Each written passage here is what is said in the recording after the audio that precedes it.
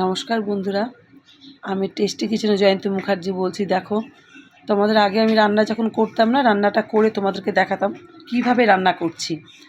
তাই এটাও রান্না মানে করি যখন তখন না দেখালো তোমাদেরকে বলছি আমি।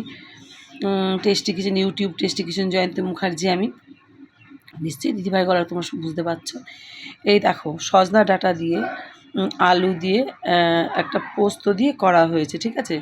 এবার এটার মধ্যে কী কী দিয়েছি তোমাদেরকে বলি, কারণ এখন যে সময়টা না, এই সময় এখন মানে সজনে ডাঁটা, সজনে ফুল, এগুলো তারপরে নিম পাতা, এগুলো খাওয়া প্রয়োজন। তো এটা কি করেছি দেখো, এর মধ্যে দিয়েছি কি বলো তো, আলু আর সজনা ডাঁটা। কী করা হয়েছে, আলুটা ভালো করে ভেজে নিয়ে সজনা ডাঁটাটা দিতে হয়েছে।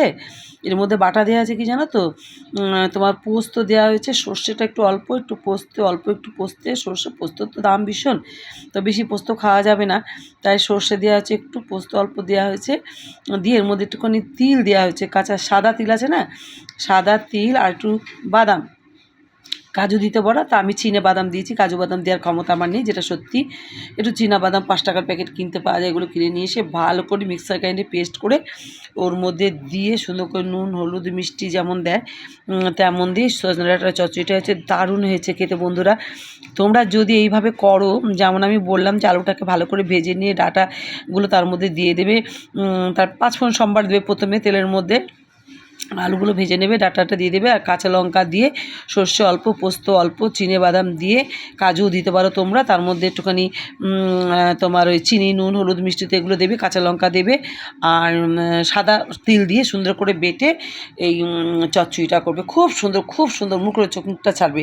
আর একটা জিনিস করেছি দেখো, সেটা হচ্ছে এঁচোড়ের তরকারি। এখন তো নতুন এঁচোড় উঠছে, এঁচোড়ের তরকারি। এঁচোড়গুলো ডুমো ডুমো করে কেটে নিয়ে, আলু ডুমো ডুমো করে কেটে নিয়ে, এঁচোড়টা সিদ্ধ করে ফেলে নিয়ে, জল ফেলে দিয়ে নিয়ে, আলুটা ভালো করে ভেজে, সামান্য অল্প একটু ছোটো ছোটো চিংড়ি নিয়ে এসে সেই চিংড়িগুলো ভেজে, আমরা খুব গরিব মানুষ, আমরা অতিরিক্ত কোনো কিছু ভালো খাবার আমাদের অতটা ক্ষমতা নেই, তবে ছোট্ট ছোট্ট চিংড়ি একটু নিয়ে এসে ভেজে ওর মধ্যে দিয়ে জিরা, আদা, লঙ্কা বাটা, রসুন বাটা, পেঁয়াজ বাটা সমস্ত দিয়ে ভালো করে আলু দিয়ে কষিয়ে সেদ্ধ করা এঁচড়গুলো দিয়ে নুন, হলুদ, মিষ্টি দিয়ে সুন্দর করে করেছি। এবং ফোড়নের মধ্যে জিরে সম্বরা দেওয়া হয়েছে, আর ওর মধ্যে একটুখানি গরম মশলা দেওয়া হয়েছে, আবার নামানোর আগে একটু ঘি গরম মশলা দিয়ে নামানো হয়েছে। দেখো এঁচড়টা কত সুন্দর হয়েছে।